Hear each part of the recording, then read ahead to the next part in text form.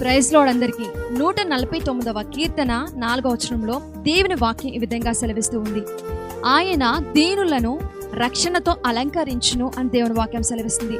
దేవాతి దేవుడు ఎవరైతే దీనులుగా ఉంటారో, ఎవరైతే దీన మనసు కలిగి ఉంటారో, ఎవరైతే తగ్గింపు స్వభావం కలిగి ఉంటారో వాళ్ళని దేవాతి దేవుడు రక్షణతో అలంకరిస్తాను అంటూ ఉన్నాడు.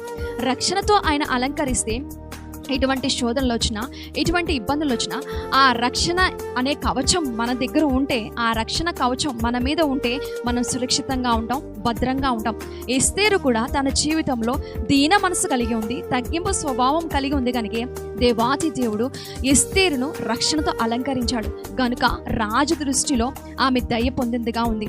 మనము కూడా దీన మనసు కలిగి, తగ్గింపు స్వభావం కలిగి దేవాతి దేవుడు ఆ రక్షణ యొక్క అలంకరణ దేవాతి దేవుడు మనకి దయచేసి మనల్ని అలంకరించి మనల్ని కాపాడి నడిపించును గాక. ఆమేన్.